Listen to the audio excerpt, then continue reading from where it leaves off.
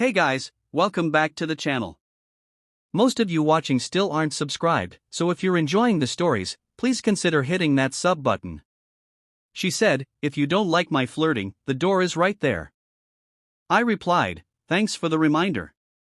She came home to an empty apartment and a note on the counter. It wasn't a goodbye letter, it was her 30-day eviction notice from the landlord she didn't know was me. Most people think owning property is about finances, mortgages, equity, all that. They're not wrong, but they're not completely right either. Owning property, at its core, is about control. It's about holding the keys. It's about knowing, with absolute certainty, that you have the final say over the space you occupy. It's a lesson I learned a long time ago, and it's a lesson my ex-girlfriend, Isabel, learned the hard way about 6 months ago. Before I tell you what happened, you need to understand the setup. About 3 years ago, before I met Isabel, I bought a 2-bedroom condo in a great part of the city. I was doing well as a freelance software architect and wanted to invest in something solid. On the advice of my lawyer, I purchased it through an LLC that I created. It's a simple legal move for asset protection, and it means that on paper, the condo is owned by Oakwood Properties LLC, not by me personally. It also affords a certain level of privacy. A year later, I met Isabel, 28F. She was magnetic, the kind of person who could walk into a room and have everyone's attention in 5 minutes. I'm 32M, a pretty quiet guy, and I was drawn to her energy. We fell hard and fast. After about 6 months of dating, we decided to move in together. She was ready to leave her tiny studio apartment, and I had a spare bedroom. This is where I made a decision that would, 2 years later, change everything. I didn't want money to ever become a weird power dynamic between us. I wanted us to be partners, so I told her that I was renting a great condo from a small investment company and that I'd love for her to move in with me as an equal tenant. We signed a standard, formal lease agreement.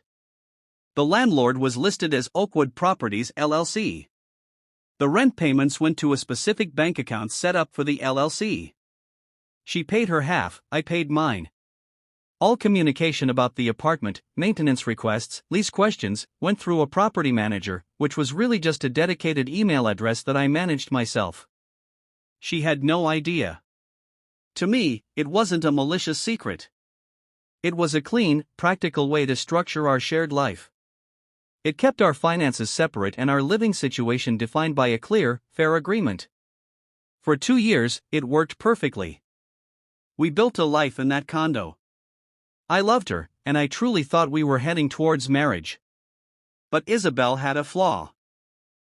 A deep-seated need for male validation that she disguised as being bubbly and flirtatious. At first, it was little things I tried to ignore. We'd be at a bar and she'd spend 20 minutes leaning over the glass a little too loudly and touching the bartender's arm just to get a free round of drinks, while I sat at the table, invisible. Then, it escalated. She had a work husband, a guy named Greg. The texts between them were constant, full of winking emojis and inside jokes. She swore he was harmless and that it was just how you have to be to get ahead in her office. She'd talk about him constantly, about how funny and charming he was. When I told her it made me uncomfortable, she'd get defensive. Oh my God, are you seriously trying to be a controlling boyfriend? It's 2025, grow up. I tried to believe her. I really did. I tried to be the cool, secure boyfriend. But it was eating away at me.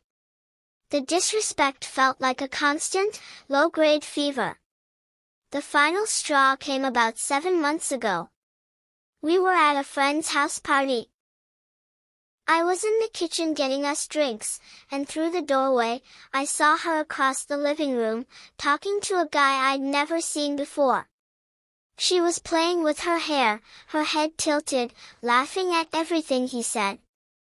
Then I watched as she took her phone out, put her number in it, and handed it back to him with a little wink. It was so blatant, so shameless. I didn't say anything at the party. I waited until we were in the car, driving home. I kept my voice calm. Hey, who was that guy you were talking to for most of the night? She was instantly defensive. Which guy?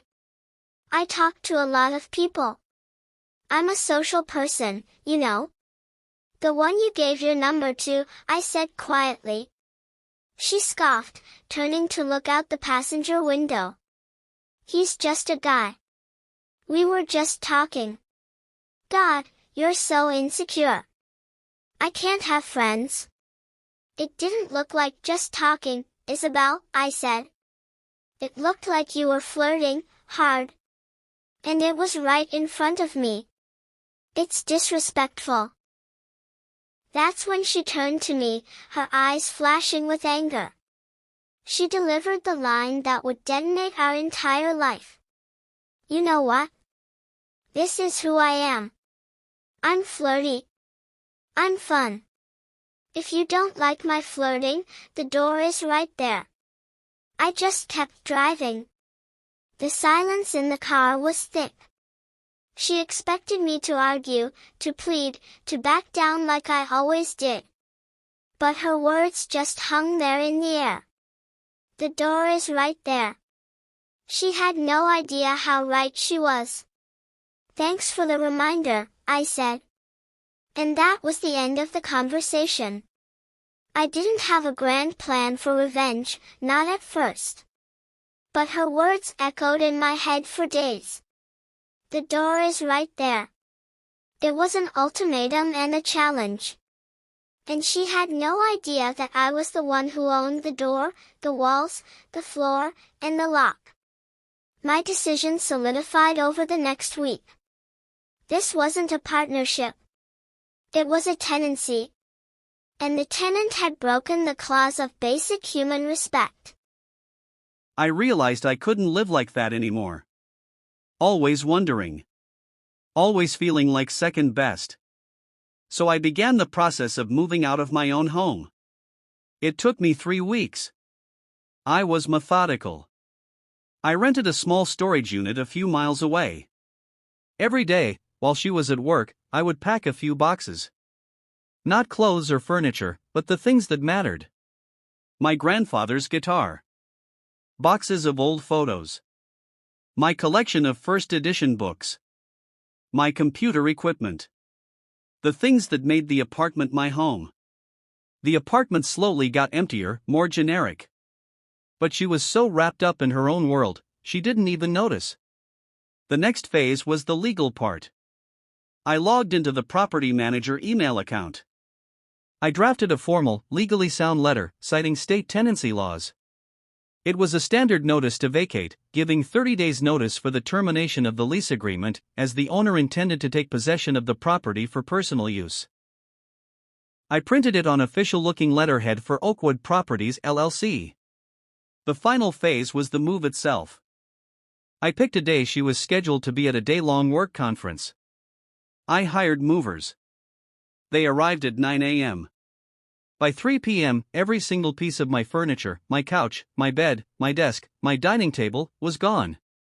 The apartment was a hollow, echoing space, containing only her belongings, which now looked small and lost in the emptiness.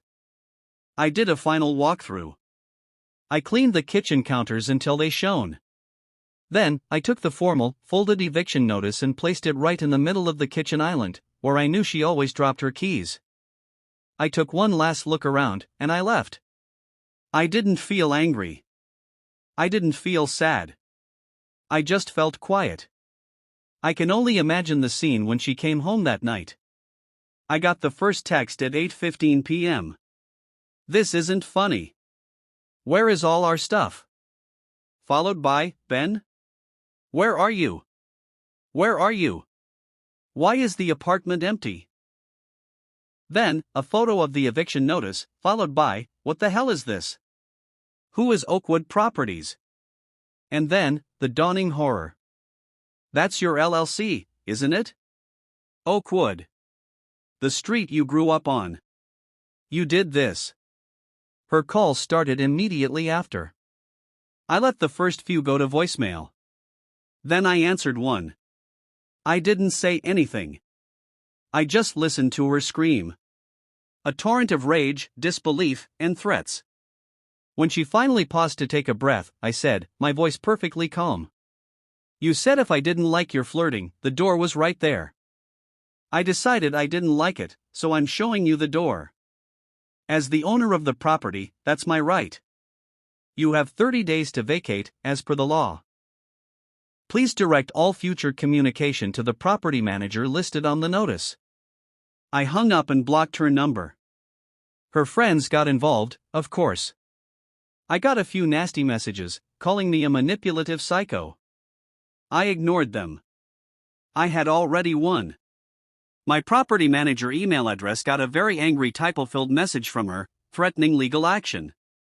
I had my actual lawyer reply with a single, polite email, reiterating the terms of the legal 30-day notice and kindly reminding her that failure to vacate on time would result in formal eviction proceedings being filed with the court. She never emailed again. She moved out on the last possible day. My lawyer, acting as the property manager, did the final walkthrough. He said she left the place a mess, so her security deposit was used for cleaning fees. It's been 6 months. I moved back into my condo a month after she left. It took a while to get the lingering scent of her lavender candles out, but now it smells like home again. It smells like wood oil and coffee.